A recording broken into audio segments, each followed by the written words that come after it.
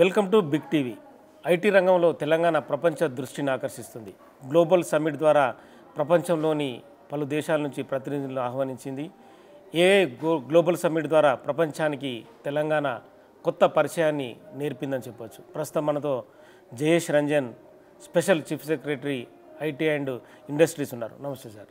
నమస్తే అండి. So global summit Telangana ప్రతిష్టాత్మకంగా నిర్వహిస్తుంది. అంటే మీరు ఎంచుకున్నాం అంటే ఒక వ్యూ అనేది ఉంటుంది. ఆ వ్యూ ద్వారా ఏం చెప్పదలుచుకున్నారు? మొట్టమొదటిగా ప్రేక్షకులందరికీ హార్దిక వందనాలు. ఈరోజు ప్రతి ఒక్కరికి తెలుసు, టెక్నాలజీ రంగంలో గత 20-30 సంవత్సరాల నుంచి ఏదో ఒక కొత్త మార్పు వస్తూ ఉంటుంది. ప్రతి 5 సంవత్సరాలకి 10 సంవత్సరాలకి ఒక కొత్త టెక్నాలజీ వచ్చింది. అందరూ చెప్తారు ఈ టెక్నాలజీ వలన చాలా ఒక విప్లవం వచ్చేస్తుంది, ఎన్నైనా మార్పులు వచ్చేస్తాయి. అండ్ కొన్నిటి వలన నిజంగా అట్లా జరిగింది కూడా, వాస్తవమే. కానీ గత సుమారు ఒక 8-9 సంవత్సరాల నుంచి ఏఐ ఏ రూపంలో ఈరోజు ముందుకి వస్తూ ఉంది, ఎంత లోతుగా దాన్ని మనం అందరూ వినియోగించుకోగలుగుతున్నామో, ఇది చాలా చాలా ఒక అద్భుతం, ఒక చమత్కారం అట్లా మనము అనుకోవచ్చు అన్నమాట. సో ఏఐ గురించి ఈరోజు ఎవరికి ఏమాత్రం కూడా అనుమానం లేదు. మానవ జీవితానికి సంబంధించిన ప్రతి రంగంలో ఏఐ వలన కొన్ని మార్పులు జరిగే అవకాశం ఉంది. గతంలో కొన్ని సమస్యల గురించి మనము అనుకునేవాళ్ళు, ఈ సమస్యలు మన జీవితంలోనే అసలు పరిష్కారం కాబడదు. బట్ అట్లాంటి సమస్యలు కూడా ఈరోజు ఏఐ ఉపయోగం వలన పరిష్కరించబడుతుంది. అట్లాంటి ఒక రకంగా నమ్మకం కలుగుతూ ఉంది. అంటే ప్రపంచం వ్యాప్తంగా కొన్ని చాలా ఇట్లాంటి అద్భుతాలు జరుగుతున్నాయి, కొన్ని మంచి మనకు రిజల్ట్స్ ముందుకి వస్తున్నాయి. సో మన అందరికీ తెలుసు, గత 30 సంవత్సరాల నుంచి అంటే మన తెలంగాణ అప్పుడు ఉమ్మడి ఆంధ్ర రాష్ట్రంలో కూడా హైదరాబాద్కి మరియు చుట్టుపక్కల ఉన్నటువంటి ప్రాంతానికి టెక్నాలజీ వినియోగం మీద ఒక ప్రత్యేకమైన శ్రద్ధ ఉండేది. 30 సంవత్సరాల క్రితం మొట్టమొదట STPI మన హైదరాబాద్లోనే ప్రారంభించడం జరిగింది. తర్వాత ఈ హైటెక్ సిటీ అవన్నీ కట్టడము, తర్వాత కొత్త కొత్త టెక్నాలజీ కంపెనీస్ని ఇక్కడికి ఆహ్వానించడం, గత 10 సంవత్సరాల్లో దాంట్లో ఇంకా కొంచెం వేగం రావడం, అవన్నీ మనము చూసుకుంటూ వచ్చాము. సో ఇప్పుడున్న ప్రభుత్వం ధ్యేయం ఏముంది అంటే ఏఐ లాంటి ఉన్నటువంటి టెక్నాలజీ, ముఖ్యంగా దాంట్లో ఉన్నటువంటి శక్తిని మనము పూర్తి స్థాయిలో అన్ని రంగాల్లో వాటిని ఉపయోగించుకోగలగాలి. అంటే జనాలకి ఉన్నటువంటి అవసరాలు మన అందరికీ తెలుసు. రాష్ట్రంలో ఎక్కువ భాగం జనాభా ఈరోజు కూడా ముఖ్యంగా పల్లె ప్రాంతంలో వ్యవసాయం మీద ఆధారపడి ఉంటుంది. బట్ ఈరోజు వాళ్ళ వ్యవసాయం చేసే పద్ధతులు చూస్తే దాంట్లో కూడా చాలా లోపాలు కనిపిస్తాయి. సో టెక్నాలజీ వినియోగం ద్వారా ఆ లోపాలని మనం ఎట్లయినా అతిక్రమించుకోవచ్చా? ఒక సుదూర ప్రాంతంలో, గ్రామీణ ప్రాంతంలో, ఒక మారుమూలలో ఉన్నటువంటి చిన్న కుటుంబంలో అక్కడ ఉన్నటువంటి సపోజ్ బడి వయసు కలిగిన పిల్లలు ఉంటారు. సో వాళ్ళకి మనం ఈరోజు నాణ్యత కలిగిన విద్య ఇప్పించుకోగలుగుతున్నామా? వాళ్ళకి ఏదైనా ఆరోగ్య సమస్య ఉంటే సకాలంలో దానికి తగినట్టు వైద్యం కానీ మన ట్రీట్మెంట్ కానీ అట్లాంటివి ఏమైనా అందించుకోగలుగుతున్నామా? సో సామాన్య ప్రజలు అవుతున్నటువంటి సమస్యల మీద, అదేవిధంగా ప్రభుత్వంలో కూడా చాలా అవకాశాలు ఉంటాయి. ప్రభుత్వంలో ఈరోజు 30 పైన విభాగాలు ఉంటాయి. ఈరోజు కూడా బయట అందరి మధ్యలో ఒక రకంగా నమ్మకం ఏముంటుంది అంటే ప్రభుత్వంలో కూడా చాలా చాలా ఇన్ఎఫిషియన్సీస్ ఉంటాయి వాళ్ళు చేసే పని. అంటే అందరూ అంటారు red tape, bureaucratic red tape, ప్రతి దాంట్లో అలసత్వం ఉంటుంది, కరెక్ట్గా వాళ్ళ దగ్గర వివరాలు ఉండదు, సకాలంలో నిర్ణయం తీసుకోరు. సో వీటన్నిటిని మనము అతిక్రమించుకోవడానికి ఈ ఏఐని వాడుకోవచ్చు. అట్లాంటి ఒక ప్రభుత్వం నుంచి, గౌరవ ముఖ్యమంత్రి గారి దగ్గర నుంచి, గౌరవ ఐటీ మినిస్టర్ గారి దగ్గర నుంచి చాలా స్పష్టమైన ఆదేశాలు ఉన్నాయి. సో ఈ 5th and 6th 5వ తేదీ 6వ తేదీ హైదరాబాద్లో చేయబడుతున్న గ్లోబల్ ఏఐ సమ్మిట్ ముఖ్య ఉద్దేశం ఏముంది అంటే ఈరోజు ప్రపంచంలో ఏఐని ఎట్లాంటి రంగాల్లో ఎట్లా వినియోగిస్తున్నారు, దాని ద్వారా మనకు మనుషుల జీవితాలని కిల్ చేస్తుంది, జాబ్స్ కూడా రావు అని ఒక ఆరోపణ, అపోహ ఉంది ప్రజలలో. అది ఎంతవరకు క్లారిటీ ఉంది? అది వాస్తవమే. సో ఇప్పుడు ఏఐలో ఒక శక్తి ఏముంది అంటే ఏదైనా పని మనము ఆటోమేషన్ ద్వారా చేయగలితే. సో నేను మీకు ఒక ఉదాహరణ చెప్తాను. సో నేను ఉదాహరణకి నా సెక్రటేరియట్లో కూర్చుంటాను అనుకోండి, నా ఆఫీస్లో మధ్యలో నా పిఏని పిలుస్తూ ఉంటాము. దట్ ఈ డిక్టేషన్ తీసుకోండి ఆర్ నోట్ చేసుకోండి ఆర్ ఈ కేంద్ర ప్రభుత్వం కార్యదర్శికి ఒక లెటర్ తయారు చేయాలి, ఒక ప్రాజెక్ట్ కోసం వాళ్ళని ఫండ్స్ కోసం prepare చేయండి. అడగాలి, Yes. మీరు ప్రిపేర్ చేసి నమూనా చేసి తీసుకోరండి, దాంట్లో ఏదైనా సవరణలు ఉంటే నేను మళ్ళీ చేసేసి మీరు dictate చేస్తారు. పంపిస్తాము. అట్లా సామాన్యంగా నేను ఆఫీస్లో కూర్చుని Regular గా routine జరిగే చూస్తూ ఉంటే ఇది ఎన్నైనా సార్లు దినమంతా జరుగుతుంది. అట్లా మీరు చూస్తారు. అదే ఏఐని మనము పూర్తిగా వినియోగించుకోగలుగుతూ ఉంటే ఈ ప్రక్రియ అవసరమే ఉండదు. ఏఐలో ఏం అప్లికేషన్ మేము వాడుతున్నామో, సో ఉదాహరణగా వ్యక్తిగతంగా నేను జెమినీని ఎక్కువ వాడతాను. ఇది గూగుల్ వాళ్ళు కనిపెట్టిన ఏఐ సాఫ్ట్వేర్ అనమాట. సో నేను జస్ట్ నా ల్యాప్టాప్లో జెమినీ ఓపెన్ చేయాలి అండ్ జెమినీకి చెప్పాలి కేంద్ర ప్రభుత్వానికి లెటర్ తయారు చేయండి, 1 minute లెటర్ వచ్చేస్తుంది. సో అప్పుడు మీరు అనుకోవచ్చు ఆ పిఏ అవసరమే ఉండదు, ఆ పని అంతా మషిన్ ద్వారానే మనము చేయవచ్చు. సో భవిష్యత్తులో అట్లే అవుతుంది, పిఏ పని పోతుంది. బట్ దాని బదులు 4 కొత్త జాబ్స్ వచ్చేస్తాయి. అంటే ఈ సాఫ్ట్వేర్ ఇప్పుడు ఉదాహరణకి నేను జెమినీకి చెప్తాను కేంద్ర ప్రభుత్వానికి లెటర్ రాయండి, వాళ్ళు రాసిన లెటర్లో చాలా మిస్టేక్స్ ఉంటాయి. కేంద్ర ప్రభుత్వంలో కార్యదర్శి ఎవరు, ఆ పేరు కరెక్ట్గా ఉండకపోవచ్చు, ఏ సందర్భంలో ఆయనకి డబ్బు అడుగుతున్నాము. సో ఇవి అన్నీ మనము ఇంకా పరిశోధన ద్వారా ఏఐ సాఫ్ట్వేర్కి ఇంకా ట్రైన్ చేయడం ద్వారా ఇంకా పర్ఫెక్షన్ దాంట్లో తీసుకురావచ్చు. సో ఆ పని 4 చేస్తారు. సో ఒక పని పిఏ పని పోతుంది, బట్ దాని బదులుగా ఏఐ మోడల్స్కి అదనంగా అవకాశం వస్తుంది. బట్ వాస్తవికత ఏముంది అంటే ఎవరు జాబ్ పోతుందో అండ్ ఎవరికి కొత్త జాబ్ వస్తుందో వాళ్ళు సేమ్ వ్యక్తులు కాదు.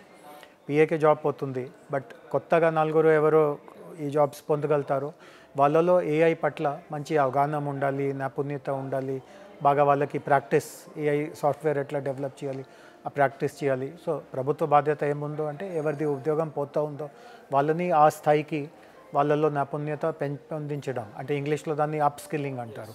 సో వాళ్ళని అప్ స్కిల్ చేయగలిగితే ఇక్కడ జాబ్ పోతూ ఉంటే వెంటనే ఇంకొక దగ్గర వాళ్ళకి క్రియేట్ చేయడం. సో జాబ్స్ కొన్ని పోతాయి, బట్ కొత్త జాబ్స్ దానికంటే 3 రెట్లు ఎక్కువ వస్తాయి. ఈ సమ్మిట్లో ఏ కంపెనీలు వస్తున్నాయి? ఈ సమ్మిట్ తర్వాత హైదరాబాద్ అంటే హబ్గా మారే అవకాశం ఉందా? అంటే ఇప్పుడు ఈ సమ్మిట్ అంటే ఎన్ని దేశాల దృష్టిని ఆకర్షించింది? సో ఇప్పుడు వాస్తవికత ఏముంది అంటే ప్రపంచంలో 193 దేశాలు ఉన్నాయి, బట్ అన్ని దేశాల్లో ఏఐ వినియోగం అంత భారీ స్థాయిలో లేదు. సో ఇప్పుడు సంఖ్య కోసం మేము 70 దేశాల నుంచి జనాల్ని పిలిపించాము, అట్లాంటి దీంట్లో ప్రయత్నం చేయట్లేదు. ఏ దేశంలో నిజంగా ఏఐ వినియోగం ఒక చాలా ఉన్నత స్థాయిలో ఉంది, వాళ్ళ నుంచి చాలా నేర్చుకోవచ్చు, అట్లాంటి వాళ్ళనే మేము పిలుస్తున్నాము. సో 13 దేశాల నుంచి ప్రతినిధులు వస్తున్నారు. సో అది కూడా మేము చాలా జాగ్రత్తగా ఒక ప్లాన్ ప్రకారం ఏదో సంఖ్య కోసం 100 దేశాల నుంచి వచ్చేసారు అట్లా ఏదో గుంప ఇక్కడ జమ చేయడం అది మా ఉద్దేశం కాదు. ఏ దేశంలో నిజంగా ఏఐ ఉపయోగం జనాల కోసం ప్రభుత్వం రంగంలో ఇతర రంగాల్లో చాలా ఒక ఉన్నత స్థాయిలో ఉంది, వాళ్ళ నుంచి మనం ఏం నేర్చుకోవచ్చు. సో కంపెనీస్ కూడా మేము ఏ కంపెనీకి ఏఐ రంగం మీద ఈరోజు మంచి ఒక పేరు ఉంది, వాళ్ళు చాలా ఏఐ ఉపయోగిస్తున్నారు. సో ఇందాక నేను చెప్పాను గూగుల్ ద్వారా మేము ఇది జెమినీ అనే వాడుతుంటాను. సో గూగుల్ ప్రతినిధులు ఉంటారు. మొట్టమొదటి ఏఐ కంపెనీ అంటే మొట్టమొదటిగా చెప్పలేము, బట్ చాలా పెద్ద ఇంపాక్ట్ చేసిన కంపెనీని ఓపెన్ ఏఐ అంటారు. ఓపెన్ ఏఐ యుఎస్ కంపెనీ ఉంది, సో వాళ్ళ ప్రతినిధులు ఉన్నారు. యుఎస్ ప్రభుత్వంలో ఏఐ చాలా వాడుతున్నారు, యుఎస్ ప్రభుత్వం నుంచి ఒక చాలా ముఖ్యమైన వ్యక్తి వచ్చారు, బ్రిటిష్ ప్రభుత్వంలో వాడుతున్నారు, వాళ్ళ దేశం నుంచి వచ్చారు. సో ఇట్లాంటి ఏ కంపెనీస్కి ఈరోజు ఎక్కువ ఏఐ ఉపయోగాన్ని మీద మంచి అనుభవం వచ్చిందో అట్లాంటి వాళ్ళని ఆహ్వానించడం జరిగింది. హైదరాబాద్లో సాఫ్ట్వేర్ ఇండస్ట్రీ భవిష్యత్తు ఎలా ఉండబోతుంది? అంటే లింక్ టు ఏఐ అనుకోవచ్చు, ఓవరాల్గా అనుకోవచ్చు. దీంట్లో ఏముంది అంటే ఇందాక నేను చెప్పినట్టుగా ఏఐ ద్వారానే రాబోయే రోజుల్లో సాఫ్ట్వేర్ రంగానికి చాలా ఘనమైన వృద్ధి జరిగే అవకాశం ఉంది. ఏ రాష్ట్రంలో ఏ సిటీలో ఏఐకి అనుకూలమైన వాతావరణం తయారవుతుందో ఆ సిటీకి భవిష్యత్తులో అడ్వాంటేజ్ ఉంటుంది. సో ఇప్పుడు ఈరోజు పరిస్థితి ఎట్లా ఉంది అంటే మన అందరికీ తెలిసిన విషయమే, భారతదేశంలో సాఫ్ట్వేర్ తయారీలో కానీ, సాఫ్ట్వేర్ ఖరీదులో కానీ, సాఫ్ట్వేర్ రంగంలో ఉపాధి విషయంలో కానీ బెంగళూరుకి ప్రథమం స్థానం ఉంది. బెంగళూరు తర్వాత ఇండియా గురించి చెప్తున్నాను, బెంగళూరు తర్వాత హైదరాబాద్ ద్వితీయ స్థానంలో ఉంది. బట్ ఏఐ రంగంలో ఈరోజు బెంగళూరు చాలా ఖచ్చితంగా నంబర్ 1 ఉంది, మిగతా అందరూ వెనకే ఉన్నారు, అట్లాంటి చెప్పే పరిస్థితుల్లో లేదు. వాళ్ళు కూడా కొంత చేస్తున్నారు, మేము కూడా కొంత చేస్తున్నాము. చెన్నై, గుడ్గావ్, పుణేలో కూడా కొంత ఏఐ పట్ల కొంత రీసెర్చ్, కొంత కంపెనీస్ ఇన్నోవేషన్ ఇవన్నీ నడుస్తూ ఉంది. సో ఇట్లాంటి సబ్మిట్ చేయడం ద్వారా మొత్తం ప్రపంచానికి హైదరాబాద్లో ఏఐకి ఒక ప్రత్యేకత ఉంది, ఒక హబ్ ఉంది. ప్రభుత్వం కూడా చాలా దీనిలో చిత్తశుద్ధి చూపిస్తూ ఉంది. ఇక్కడ ఉంటే అన్ని రకమైన సహాయ సహకారం అందుతుంది. సో ఇది కూడా ఇండస్ట్రీకి ఈ సమ్మిట్ ద్వారా ఒక చాలా ముఖ్యమైన మెసేజ్ మేము తెలియపరచుకోవడానికి కూడా ఇది ఒక వెదర్ కండిషన్ కూడా అన్ని రకంగా వెదర్ కండిషన్ బెంగళూరు గురించి మన అందరికీ తెలుసు. అక్కడ ట్రాఫిక్ రద్దీ కావచ్చు, నీటి కొరత కావచ్చు, ప్లస్ అన్నిటికంటే దీని గురించి ఎక్కువగా బయట కామెంట్స్ రాదు. బట్ వాస్తవికత ఏముంది అంటే అక్కడ హైదరాబాద్ కంటే ఖరీదు కూడా చాలా ఎక్కువ ఉంది. ఉదాహరణకి ఇది మన ఆఫీస్ ఇక్కడ హైదరాబాద్లో ఉంది. ఇదే ఆఫీస్ బెంగళూరులో ఉంటే హైదరాబాద్ కంటే 2 రెట్లు మనం అక్కడ రెంట్ కడతాము అండ్ బదులుగా మనకు ఏం రాదు. సో ఇవి అన్నీ కూడా చాలా అడ్వాంటేజెస్ హైదరాబాద్లో ఉన్నాయి. ఇవి అన్ని అడ్వాంటేజ్ హైదరాబాద్లో ఉన్నాయి. ప్లస్ ముఖ్యంగా ఈ ఏఐని సత్ఫలితంగా ఉపయోగించుకోవాల్సిందిగా ఉంటే అంటే ప్రభుత్వ వాతావరణ ఇన్ఫ్రాస్ట్రక్చర్ ఒక పక్క ఉంది. బట్ కొన్ని మౌలిక దీనికోసం కొన్ని విసర్బాట్లు అవసరం ఉంటుంది. సో మొట్టమొదటి విసర్బాటు డేటా. ఇందాక నేను చెప్పాను పిఏకి డిక్టేషన్ ఇచ్చే బదులు మషిన్కి చెప్పాను. సో మషిన్లో పరిపక్వత ఎట్లా వస్తుంది అంటే కొన్ని వందలాది వేలాది గంటలకు సంబంధించిన ఆ డేటా వాళ్ళ దగ్గర ఉంటే వాళ్ళు దాన్ని రిహర్సల్ చేసుకుంటూ ప్రాక్టీస్ చేసుకుంటూ దాన్ని మషిన్ లెర్నింగ్ అంటారు. అంటే మనిషి ఎట్లా లెర్న్ అవుతారు, మషిన్ లెర్న్ అవుతుంది. సో ఫస్ట్ ఆఫ్ ఆల్ ఆ డేటా వాళ్ళకి అందుబాటు చేయగలితేనే మషిన్లో ఆ లెర్నింగ్ వస్తుంది, అక్యురసీ పెరుగుతుంది, తప్పులు లేకుండా వాళ్ళు డాక్యుమెంట్స్ కానీ ప్రజెంటేషన్స్ కానీ మ్యాటర్ కానీ తయారు చేయగలుగుతారు. సో ప్రభుత్వ తరఫున రేపు ఎల్లుండి జరిగే సదస్సులో మేము డేటా కూడా చాలా ఓపెన్గా పెట్టేస్తాము. ఎవరైనా ఏఐ మీద రీసెర్చ్ చేస్తూ ఉంటే, మషిన్కి శిక్షణ ఇస్తూ ఉంటే డేటా చాలా ఈజీగా సులభంగా తీసుకోవచ్చు. బట్ ఇంకా ఒక భాగం కూడా ఉంది. డేటా ఇచ్చేటప్పుడు ప్రైవసీ, కాన్ఫిడెన్షియాలిటీ, మీ మౌలిక హక్కులు అవి కాపాడుకుంటూ ఆ డేటా ఇస్తాము. అంటే మీ వ్యక్తిగత డేటా ఒకరికి ఇచ్చేస్తే ఇది ఒక రకంగా తప్పు అన్నమాట.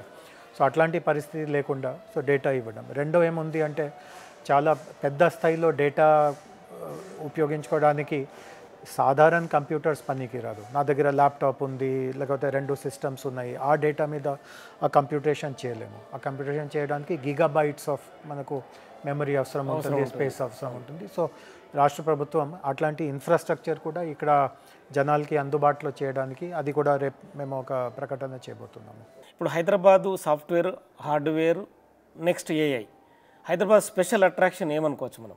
గౌరవ ముఖ్యమంత్రి గారు, గౌరవ ఐటీ మినిస్టర్ గారు కూడా చాలా సందర్భంలో చెప్పారు. అన్నిటికంటే ముఖ్యం ఏముంది అంటే గత 30 సంవత్సరాల్లో ఇక్కడ కంటిన్యూటీ నడుస్తూ ఉంది. ప్రభుత్వం మారినా, అధికారులు మారినా ఒక ప్రాసెస్గా నడుస్తూ ఉంది. అండ్ ప్రతి ఒక్కరు ఎవరికి ఆ బాధ్యత ఇవ్వడం జరుగుతూ ఉందో ఐటీ వలన రాష్ట్ర అభివృద్ధికి చాలా మంచి అవకాశం ఉంది. వాళ్ళు దాన్ని వదిలిపెట్టట్లేదు. అంటే బెంగళూరు గురించి అందరూ చెప్తారు. ఈరోజు మీరు అంటున్నారు బెంగళూరులో ఈ సమస్య ఉంది, ఆ సమస్య ఉంది అంటే చాలామంది చెప్తారు. నాకు బెంగళూరు మీద అంత లోతుగా నాకు అవగాహన లేదు. బట్ చాలామంది చెప్తారు ఇవి అన్ని సమస్య లేకుండా అప్పుడు ఉన్న ప్రభుత్వం చేసి ఉండవచ్చు. బట్ వాళ్ళు నిర్లక్ష్యం వలన బెంగళూరు ఇప్పుడు అంత డిక్లైన్లో ఉంది. సో హైదరాబాద్ గురించి ఇదే మనము చెప్పచ్చు. డిక్లైన్ అనే ఏమీ లేదు. ప్రతి ఒక్కరు గతంలో ఏం జరిగింది దాని మీద బిల్డ్ చేసుకుంటూ కంటిన్యూటీ చేస్తున్నారు. సో అదే బయట ఇన్వెస్టర్స్కి కూడా అది చాలా నచ్చుతూ ఉంది. ఉదాహరణకి మైక్రోసాఫ్ట్ ఇక్కడ వాళ్ళ ఆఫీస్ 20 సంవత్సరాల క్రితం పెట్టింది. ఇప్పుడు కూడా మైక్రోసాఫ్ట్ ప్రతినిధులు ఉన్నారు. వాళ్ళు చాలా అప్రిషియేట్ చేస్తున్నారు. 20 సంవత్సరాల క్రితం మాకు ఏమేమి చెప్పారు, దట్ ఇది వస్తుంది, అది ఇస్తాము, అట్లా అవుతుంది, అన్నీ యథాతథంగా జరుగుతూ వచ్చింది అనేది. మీరు ఈ మధ్య దావోస్, అమెరికా 2 పర్యటనలు వెళ్ళొచ్చారు. అంటే అక్కడ కొన్ని కంపెనీలతో ఒప్పందాలు కూడా జరిగాయి. హైదరాబాద్కి ఆ కంపెనీలు ఎప్పుడు గ్రౌండ్ కాబోతున్నాయి? అంటే వాటి రన్ ఎప్పుడు జరగబోతుంది? ప్రతి ప్రాజెక్ట్కి ఒక టైం లైన్ ఉంటుంది. ఒక భాగాన్ని ప్రీ ప్రాజెక్ట్ ప్రిపరేషన్ అంటే వాళ్ళు డాక్యుమెంట్ స్టడీ చేయడం, ల్యాండ్ పరిశీలించడం, ఇంజనీరింగ్ డ్రాయింగ్స్ తయారు చేయడం, అవన్నీ ఒక పక్క జరుగుతుంది. ఇంకొక పక్క దాని తర్వాత వాళ్ళు కొంతమందిని రిక్రూట్ చేయడం, తర్వాత గ్రౌండ్ బ్రేకింగ్ చేయడం. సో ప్రతి ప్రాజెక్ట్కి ఎంఓయూలోనే టైం లైన్స్ ఉంటాయి. సో నాకు తెలిసిన బట్టి డావోస్లో కుదిరించిన ఒప్పందాలు మళ్ళీ యుఎస్ ఆఫ్ కోర్స్ ఈ మధ్యలో వెళ్ళాము. బట్ దావోస్లో కుదిరిన మన ఒప్పందాలు అన్నీ టైం లైన్ ప్రకారమే ఉంది. 1-2 తప్ప మిగతా అన్ని. ఒక కంపెనీకి కొన్ని ఫారెస్ట్ ఇష్యూస్ వచ్చినాయి. అంటే అప్పుడు మేము ఊహించుకోలేదు. బట్ వాళ్ళు చేస్తున్న ప్రాజెక్టు ఫారెస్ట్ ఏరియాకి చాలా దగ్గరలో ఉండడం వల్ల వాళ్ళు లొకేషన్ ఇప్పుడు షిఫ్ట్ చేయబోతున్నారు. తెలంగాణ ప్రభుత్వం మరొక సాఫ్ట్వేర్ కంపెనీలు వెళ్ళిపోతున్నాయని సోషల్ మీడియాలో ప్రతిపక్షం నుంచి కూడా కొంత విమర్శలు. మీరు ఒక సీనియర్ ఐఏఎస్ అధికారిగా ఉన్నారు, అంటే మీరేం చెప్పదలుచుకున్నారు? డేటా దానికి భిన్నంగా ఉంది. అంటే ఈరోజు కూడా ఉదాహరణకి ఇప్పుడు గౌరవ ముఖ్యమంత్రి గారు, ఐటీ మినిస్టర్ గారు, మేమందరూ యూఎస్కి వెళ్ళాము. 5 రోజులు మేము యూఎస్లో ఉన్నాము. ఆ 5 రోజుల్లో 7 ఐటీ కంపెనీస్ కొత్తగా తెలంగాణకి రావడానికి సుముఖత చూపించింది. 5 డేస్లో 7 కంపెనీస్ అండ్ కొన్ని చాలా పెద్ద పేరు. ఆల్రెడీ వాటితో ఒప్పందం కూడా జరిగింది, ఎంఓయూ ఒప్పందం జరిగింది. బట్ కొన్నిట్లో అంటే మనందరికీ తెలుసు యూఎస్లో కూడా ఇప్పుడు ఎలక్షన్ జరుగుతుంది. సో ప్రాసెస్లో ఉంది. నవంబర్లో అక్కడ కూడా ఎలక్షన్ ఉంది. సో యూఎస్ కంపెనీస్కి కూడా కొంత సెన్సిటివిటీ ఉంది. ఎలక్షన్ కంటే ముందు మేమేదో వేరే దేశంకి వెళ్ళిపోతున్నాము, అక్కడ 1000 మందికి జాబ్ ఇచ్చేస్తున్నాము. సో వాళ్ళు కొంత ఈ సమయంలో ఇవి బయటికి పెట్టవద్దు, రాంగ్ ప్రాపగండా జరుగుతుంది, రాజకీయంగా వాళ్ళ మీద కూడా ఎఫెక్ట్ పడుతుంది. సో కాబట్టి డిసిజన్ అయిపోయింది. లేటెస్ట్గా సెమీ కండక్టర్ కంపెనీ కేన్స్ కూడా గుజరాత్కు తరలిపోయిందని ఈ మధ్యనే లాస్ట్ ఐటీ మినిస్టర్ కేటీఆర్ ఒక సోషల్ మీడియాలో ఒక పోస్ట్ చేశారు. Is it true? నో, ఇది 100% ట్రూ. సో దాని వెనక రియాలిటీ ఏముంది అంటే ఈరోజు సెమీ కండక్టర్ కంపెనీస్ ఎవరైనా ముందుకి వచ్చినా కేంద్ర ప్రభుత్వం ఫస్ట్ వాళ్ళని గుజరాత్కి వెళ్ళమని చెప్తా ఉంది. అంటే అందులో కారణం ఏంటి? కారణం ఏముంది అంటే తైవాన్లో కానీ, యూఎస్లో కానీ, జపాన్, కొరియాలో కానీ సెమీ కండక్టర్ ఇండస్ట్రీ 30-40 సంవత్సరాల పరిశ్రమ ద్వారా ముందుకి వచ్చింది. సో అక్కడ ఈ 4 దేశాల్లో సెమీ కండక్టర్ కంపెనీస్ ఎందుకు వచ్చినాయి, వేరే ప్రపంచంలో ఎక్కడో రాలేదు, దాని వెనక మౌలిక రీజన్ ఏముందో అది అడిగితే ఒకే ఒక రీజన్ ఉంది. ఈ 4 దేశాల్లో ఒక భాగంలో ఈకో సిస్టమ్ డెవలప్మెంట్ మంచిగా జరిగింది. సెమీ కండక్టర్ కంపెనీకి వందలాది కాంపోనెంట్స్ అవసరం ఉంటాయి. ఆ కాంపోనెంట్ వాళ్ళు ఎక్కడో దూరం నుంచి తరలించడం, ఇంపోర్ట్ చేయడం, దానివల్ల చాలా ఖర్చు అవుతుంది. రకరకాలుగా స్కిల్స్ అవసరం ఉంటుంది. సో ఈ 4 దేశాల్లో ఇవి కూడా పెద్ద దేశాలు. యుఎస్ చాలా విశాలమైన దేశము, జర్మనీ చాలా విశాలమైన దేశము, తైవాన్ ఆఫ్ కోర్స్ చిన్న దేశం. బట్ అయినా సో ఈ 4-5 దేశాల్లో కూడా ఒకే దగ్గర, ఒకే రాజ్యంలో, ఒకే ప్రాంతంలో ఈ ఇండస్ట్రీ డెవలప్ అయింది. సో దానికి తగ్గినట్టుగా అన్ని కాలేజెస్లో అట్లాంటి కోర్సెస్ రావడం, శిక్షణ పొందిన చాలామంది పని చేసేవాళ్ళు అక్కడ అందుబాటులో అవ్వడం, సప్లయర్స్ అందరూ అక్కడికి రావడం, దాన్ని ఈకో సిస్టమ్ అంటారు. సో కేంద్ర ప్రభుత్వం ఆలోచన ఏముంది అంటే ఫస్ట్ ఒక దగ్గర మంచి ఈకో సిస్టమ్ స్టార్ట్ అయింది ఇవ్వాలి. దాని తర్వాత ఈకో సిస్టమ్ ఒక స్థాయికి వచ్చాక వేరే రాష్ట్రానికి ఎవరైనా వెళ్తూ ఉంటే మాకు ఏం ఆక్షేపణ ఉండదు. సో ఈరోజు ఎవరైనా అండ్ కేంద్ర ప్రభుత్వంకి దీంట్లో పై చేయి ఎందుకు ఉంది అంటే వాళ్ళు 50% సబ్సిడీ ఇస్తారు. సెమీ కండక్టర్ ఇండస్ట్రీ పెట్టుకోవడానికి మీకు ఎంత పెట్టుబడి అవసరం ఉంటుందో 50% గ్రాంట్గా ఇచ్చేస్తుంది. సో ఇది చాలా పెద్ద ప్రలోభం. నేను 100 రూపాయలు పెడుతుంటే 50 రూపాయలు ఎవరైనా ఉచితంగా ఇస్తూ ఉంటే ఆయన మాట వినకుండా నేను ఎట్లా ఉంటాను? సో ఇన్వెస్టర్లకు అంటే కావాల్సింది ఒక నమ్మకం, ఒక బిలీవ్. కొంత దుష్ప్రచారం ద్వారా నమ్మకం పోయే కుట్ర ఏమైనా జరుగుతుంది అనుకోవచ్చా? అంటే కంపెనీలు రావడం వెళ్ళడం అది జరుగుతూ ఉంది. బట్ మా బాధ్యత ఏముంది, మీడియా బాధ్యత ఏముంది అంటే దాని వెనక వాస్తవికతని కూడా తెలియపరచాలి. సో నేను మీకు ఒక ఉదాహరణ చెప్తాను. ఇప్పుడు యుఎస్కి మన ట్రిప్ జరిగింది. సో అన్నీ మంచిగా జరిగింది. నా ఆలోచనలో చాలా మంచి కంపెనీస్తో మేము మాట్లాడాము. బట్ ఇక్కడ హైదరాబాద్లో మేము యూఎస్లో ఉన్నప్పుడు మాకు ఏం తెలిసింది అంటే హైదరాబాద్లో ఒక స్వచ్ఛ బయో అనే ఒక కంపెనీతో మేము చేసిన ఒప్పందం మీద చాలా డౌట్స్ ఉన్నాయి, కాంట్రవర్సీస్. దాని మీద కూడా కొంత ప్రాపగండా వచ్చింది. సో నేను మీకు దాని వెనక ఉన్నటువంటి వాస్తవికత చెప్తాను. సో స్వచ్ఛ బయోలో ఉన్నటువంటి మన ఒక కీలక వ్యక్తి ఒక యుఎస్లో ఒక సైంటిస్ట్గా ఉన్నారు. అంటే ఈరోజు మన అందరూ ఇథనాల్ గురించి వింటున్నాము. ఇథనాల్ ఉత్పత్తికి చాలా కంపెనీస్ ముందుకు వస్తున్నాయి. అండ్ మన కేంద్ర ప్రభుత్వం కూడా ఒక నిబంధన పెట్టింది. మనం ఇట్లా పెట్రోల్ అవన్నీ కొంటాము వాహనాల కోసం, దాంట్లో ఇథనాల్ మిక్స్ చేయాలి. అండ్ మిక్స్ చేసే పర్సంటేజ్ కూడా సంవత్సరానికి వాళ్ళు కేంద్ర ప్రభుత్వం పెంచుకుంటూ వస్తున్నారు. సో అంతా ఇథనాల్ తయారీ చేసే దేశంలో స్కోప్ ఉంది. సో ఇథనాల్ తయారు చేయడానికి ఒకటి చాలా కామన్ పద్ధతి ఉంది. దాన్ని మనము 1G అంటాము. భారతదేశంలో ఉన్నటువంటి 99% ప్లాంట్స్ 1G టెక్నాలజీని వాడుకుంటున్నారు. దానికంటే మించి టెక్నాలజీ ఉంది. దాంట్లో ఎఫిషియన్సీ ఎట్లా ఉంది, ఎక్కువ ఉంది, తర్వాత కాస్ట్ తక్కువ ఉంది, దాన్ని 2G అంటారు. ఆ టెక్నాలజీ చాలా రేర్. ఇన్ఫ్యాక్ట్ గత ప్రభుత్వం 10 సంవత్సరాల్లో మాకు ఒకే ఒక 2G ప్రపోజల్ వచ్చింది. అది కూడా డెన్మార్క్కి చెందిన ఒక కంపెనీ, ఒక లోకల్ పార్ట్నర్తో ముందుకి వచ్చింది. వాళ్ళు కూడా చివరిలో ప్రాజెక్ట్ని గ్రౌండ్ చేయలేకపోయారు. సో గత 10 సంవత్సరాల్లో ఒకటి కూడా 2G కంపెనీ ముందుకి రాలేదు. ఇక్కడ ఉన్న వ్యక్తులు గత 13 సంవత్సరాలు 14 సంవత్సరాల నుంచి యూఎస్లో ఉండి 2G మీద రీసెర్చ్ చేస్తున్నారు. అండ్ యూఎస్లో ఉన్నటువంటి చాలా గొప్ప రీసెర్చర్స్తో కలిసి ఆ రీసెర్చ్ జరుగుతూ ఉంది. ఆ రీసెర్చ్ సత్ఫలితమైంది. దానికి వాళ్ళకి చాలా పేటెంట్స్ వచ్చినాయి. సో 2G ప్రాజెక్ట్ పెట్టుకోవడానికి వాళ్ళు ముందుకి వచ్చారు. సో సైంటిస్ట్స్గా వాళ్ళు గత 10-13 సంవత్సరాలు అంతా రీసెర్చ్లోనే వాళ్ళు గడిపించారు. దీన్ని కమర్షియల్ చేయాలి అట్లాంటి వాళ్ళకి ఎప్పుడూ ఆలోచన రాలేదు.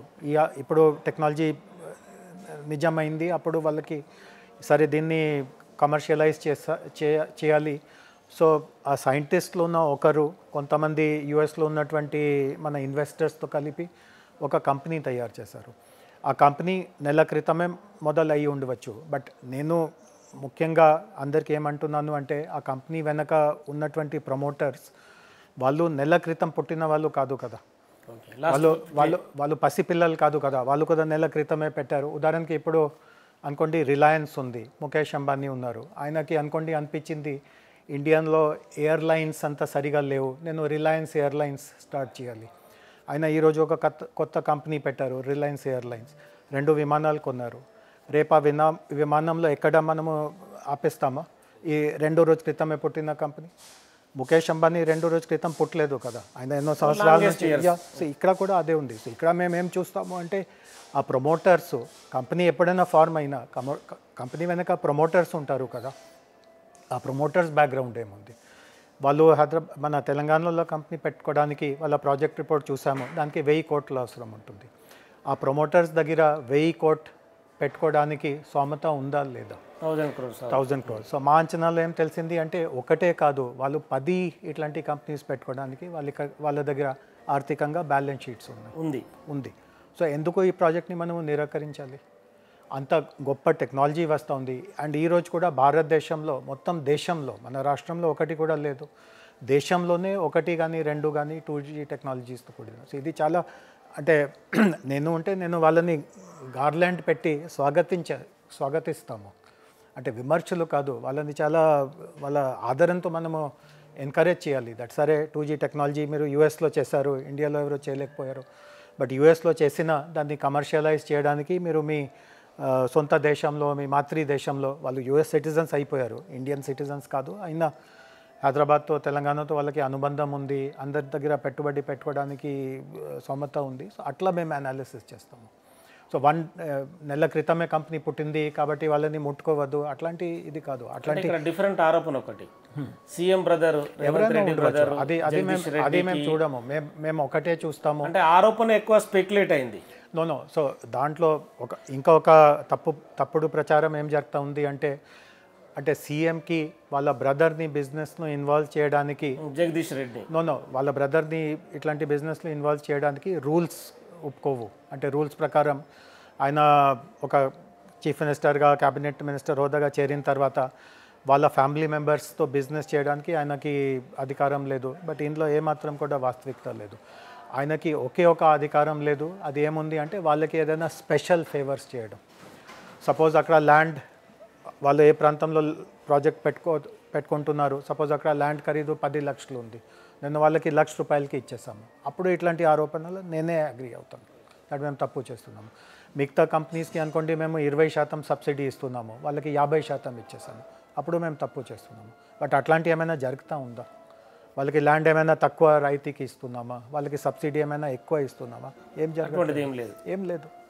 క్లియర్ వైట్ పేపర్ మీద ఏ కంపెనీతో ఒప్పందం జరిగిందో same as it is. Exactly 100% as it is. So ఒక చిన్న కూడా ఇందులో విమర్శ పడే గ్రౌండ్స్ లేదు. రివర్స్గా వాళ్ళని స్వాగతించాలి. భారతదేశంలో ఎక్కడో 2G లేని సమయంలో ఒక కంపెనీ 2G ప్రాజెక్ట్ పెట్టుకోవడానికి వస్తూ ఉంటే మనం చాలా గర్వపడాలి. తెలంగాణకి రేపు దానివల్ల మంచి పేరు వస్తుంది. సో కంపెనీ 1 month క్రితమే మొదలైంది. ఇది బేసిసే లేదు. మేము గత 10 సంవత్సరాల నుంచి ఇట్లాంటి కంపెనీస్ ఇవాల్యుయేట్ చేసుకుంటూ వచ్చాము. ఇదే మా పని, మంచి కంపెనీస్ని ఎన్నుకోవడం అండ్ వాళ్ళని తెలంగాణ వైపు ఆకర్షించడం, వాళ్ళ చేత ఎంప్లాయ్మెంట్ ప్లస్ ఇంట్లో ఎంప్లాయ్మెంటే కాకుండా ఫస్ట్ దీంట్లో ఏముంది అంటే చాలా మనకు ఇది వరి పండిస్తారు కదా, చాలా సందర్భంలో వరిని ఎట్లా డిస్పోజ్ చేయాలి అది ఒక ఇష్యూ అవుతుంది. సో దీంట్లో వరిని రూపంలో మళ్లించుకోవడానికి ఒక అవకాశం వస్తుంది. ప్లస్ ఒక కొత్త టెక్నాలజీ మేము ఆచరణలో తెలంగాణలో తీసుకురావడం తీసుకురావడం ఒక రాష్ట్రానికి ప్రతిష్ట పెరుగుతుంది. సో నేను ఈ కోణం నుంచి చూస్తున్నాను. ఇప్పుడు గత ప్రభుత్వంలో ఈ ప్రభుత్వంలో పరిశ్రమలు అలాగే ఐటీలో మీరే కీలక పాత్ర పోషిస్తున్నారు. Jayesh Ranjan is the brand తెలంగాణకి. సో అప్పటికిప్పటికి మీకు ఏ తేడా కనిపిస్తుంది? ఫస్ట్ నేను అట్లా అనుకోను. అంటే ఆఫీషియల్గా మేము బ్రాండ్ కాదు. మేము మా బాధ్యత ఏముంటుంది అంటే పాలసీ మేకర్స్, గౌరవ మంత్రులు, ముఖ్యమంత్రులు వాళ్ళు ఎట్లాంటి కొత్త ప్రాజెక్ట్స్ వైపు మాకు డైరెక్షన్స్ ఇస్తారు, దాన్ని ఇంప్లిమెంటేషన్లో మంచి ఫలితాలు తీసుకురావాలి. జనరల్గా భారతదేశం గురించి ఇదే విమర్శలు ఉంటాయి, పెద్ద పెద్ద మాటలు ఉంటాయి, బట్ చివరిలో గ్రౌండ్లో ఏమీ యాక్షన్ ఉండదు, జస్ట్ మాటలకే పరిమితం అవుతుంది.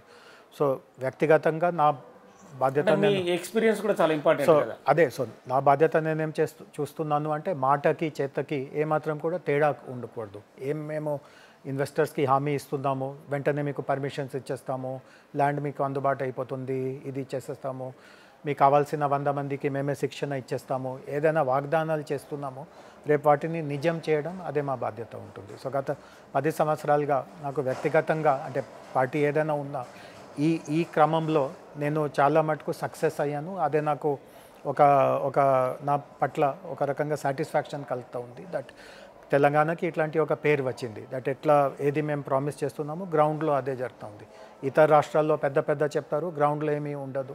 సో నేను ఒకరే కాదు, ఒరిజినాలిటీ చూపిస్తున్నారు. సో ఒక మంచి టీం మా దగ్గర ఉంది, ఏర్పాటు చేసి మంచి టీం ద్వారా మేము గ్రౌండ్లో కూడా అదే రిజల్ట్స్ చేస్తున్నాము.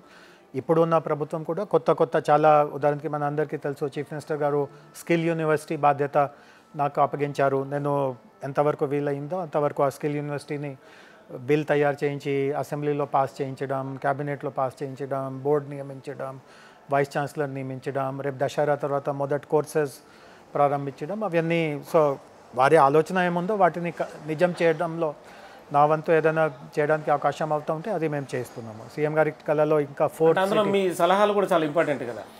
ఇస్తున్నాము. మొన్న చీఫ్ మినిస్టర్ గారు మెడికల్ టూరిజంలో నన్ను ఇన్వాల్వ్ అవ్వమన్నారు. స్పోర్ట్స్ యూనివర్సిటీ కూడా వారికి ఒక విజన్ ఉంది, దాంట్లో నన్ను, సో ఆయన ఏదైనా వర్క్ నాకు ఇస్తూ ఉంటే నేను ఖచ్చితంగా నాకు ఎంత అనుభవం ఉందో, నాలెడ్జ్ ఉందో వాటికి తగినట్టుగా నేను చేస్తూ ఉన్నాను. ఇంకా భవిష్యత్తు ఎలా ఉండబోతుంది తెలంగాణలో?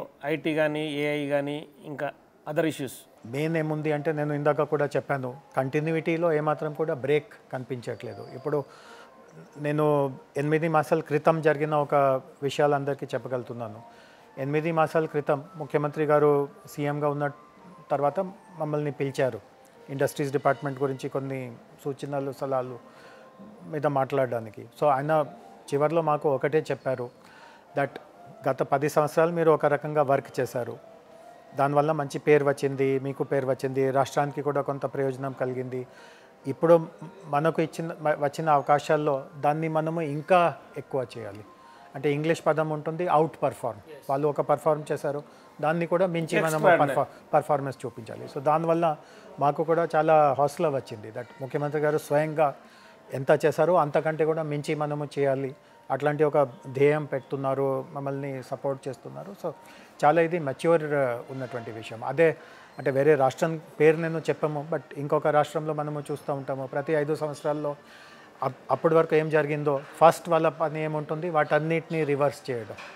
దానివల్ల బయట ఇన్వెస్టర్స్కి చాలా రాంగ్ సమాచారం వస్తుంది. ఈ రాష్ట్రంలో స్టెబిలిటీ లేదు, స్థిరత లేదు, మనం ఇక్కడ పొరపాటుగా కూడా ఏదైనా పెట్టుబడి పెడితే రేపు జైలుకి వెళ్ళే పరిస్థితి వస్తుంది, అట్లాంటి పరిస్థితి ఉంది. సో మన రాష్ట్రంలో చాలా ఇది గొప్ప విషయం, దట్ ఇక్కడ ఉన్నటువంటి పాలకుల్లో అట్లాంటి మెచ్యూరిటీ ఉంది. ప్రజల హితాన్ని గురించి వాళ్ళు ఎక్కువ ఆలోచిస్తూ ఉంటారు, ప్రాధాన్యత ఇస్తూ ఉంటారు. సో ఇదే ఉంటుంది. సీనియర్ ఐఏఎస్ ఆఫీసర్గా రేవంత్ రెడ్డి గవర్నమెంట్ అంటే ఎలా ఉంది మీ అబ్జర్వేషన్లో? 8 మాసాలు ఇక్కడ పనిచేయడం నాకు చాలా ఆనందంగా ఉంది. నేను చెప్పాను కదా, నేను ఎప్పుడు ఊహించుకోలేదు నా కెరియర్లో ఒక యూనివర్సిటీ మొదటి నుంచి చివరి వరకు స్టార్ట్ చేసే బాధ్యత నాకు అప్పగించడం జరుగుతుంది. ఒక కొత్త సిటీ నిర్మాణంలో నాలో ఉన్నటువంటి అనుభవం, నా టాలెంట్ వినియోగించడం జరుగుతూ ఉంటుంది. నేను ఎప్పుడు ఊహించుకోలేదు. అది 10 సంవత్సరాలు చేస్తున్న వరకు కూడా ఇంపార్టెంటే, బట్ అదే రకంగా నాకు మిగతా సర్వీస్ గడిచిపోతుంది. బట్ ఇట్లాంటి కొత్త అవకాశాలు నాకే చాలా ఇప్పుడు నాకు అనిపిస్తూ ఉంది, నా కెరియర్ చాలా తక్కువే మిగిలింది, ఇంకా 10-20 సంవత్సరాలు నాకు కెరియర్ ఉంటే ఇవన్నీ ఇంకా చాలా మంచిగా చేసేవాళ్ళు. Thank you sir. Thank you. So మొత్తానికైతే తెలంగాణని ప్రగతి పథంలో నిలపడానికి తమ వంతు కృషి ఎప్పటికీ ఉంటుందని చెప్పి జయేష్ రంజన్ చెప్తున్నారు. ఇప్పటికే చాలా కంపెనీలని తెలంగాణకి ఆహ్వానించాం, వాటిని బిల్డ్ చేయడమే తదుపరి అని చెప్పి చెప్తున్నారు. రేవంత్ రెడ్డి గవర్నమెంట్ కూడా కొత్త ఆలోచనలతో ముందుకు వెళ్తుంది. అందులో భాగస్వాములం తాము కావడం గొప్ప విషయం. అందులో తన భాగస్వామ్యం ఉండడం అనేది తనకు ఆనందాన్ని కలిగించిందని చెప్తున్న పరిస్థితి. Signing off, keep watching Big TV.